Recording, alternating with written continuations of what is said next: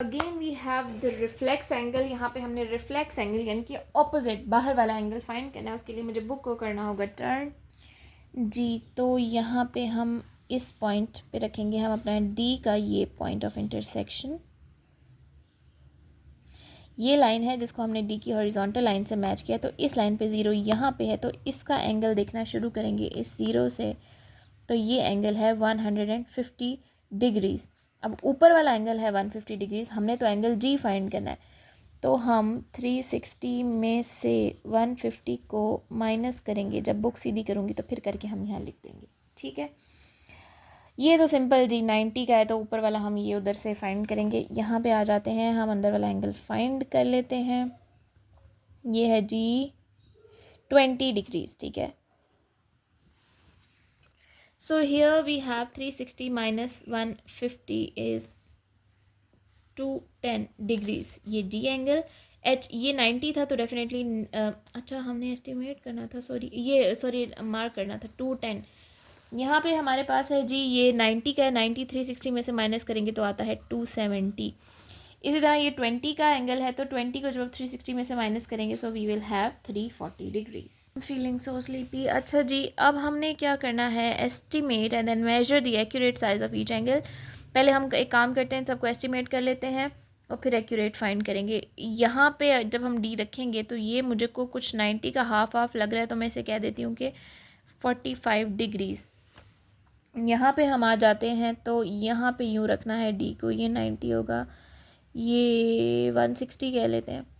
और यहाँ पे हमने ये एंगल बताना है. ठीक है जी. तो अंदर वाला अगर 30 डिग्री है, मैं एस्टिमेट कर रही हूँ कि अंदर वाला 30 डिग्री है, तो बाहर वाला 360 minus 30 is equal to 330 degree होगा. यहाँ लिख देते हैं 330 डिग्रीज. अब हम इन सबको फाइंड कर लेते हैं. अच्छा, एक इन्होंने एक्यूट दिया है, एक ऑब्ट्यूज दिया है और एक रिफ्लेक्स एंगल दिया है. इसको करते हैं D measure. This time I am wrong. Yes, it is 40 degrees. तो एक्यूट है जी 40 डिग्रीज. आ जाते हैं नीचे वाला एंगल पे. यहाँ रखेंगे हम अपना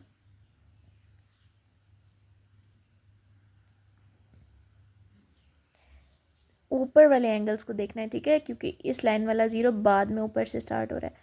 तो ये 155 डिग्रीज़ है. ठीक हो गया. और इसको भी चेक कर लेते हैं ये 30 का है या नहीं.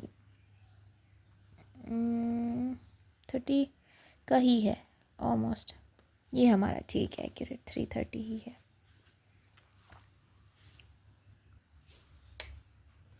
क्वेश्चन नंबर 5 है, draw the angles of the following sizes. Lines मैंने ड्रॉ कर लिए. यहाँ मैं इस साइड पे बनाऊंगी, तो इसको मैं रखती हूँ इसके ऊपर. 0 ये है इस लाइन वाला, तो 10 इसके सामने ये है, तो इसको मैं मैच कर दूँगी अपने इस पॉइंट से. तो this is angle of 10 degrees.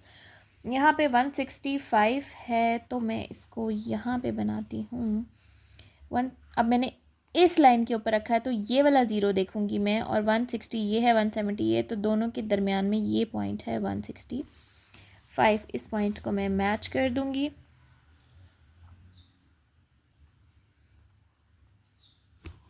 इस पॉइंट से. तो दिस इज़ 165 डिग्रीज़. ये एरो भी बना लिया करें, ज़रूरी होते हैं.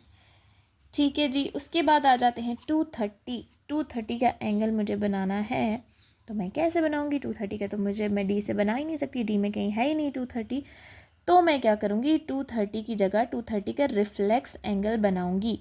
उसका रिफ्लेक्स एंगल क्या है, ये हमें इसको 360 में से माइनस करके पता चलेगा. तो इसका रिफ्लेक्स एंगल है जी 130. अब बनाऊँगी तो मैं 130, जैसे मैं यहाँ पे बनाती हूँ 130. इस लाइन के ऊपर रख रही हूँ ज़ीरो, तो रख रही हूँ तो ज़ीरो नीचे वाले देखेंगे और 130 ये है. ठीक है, ये.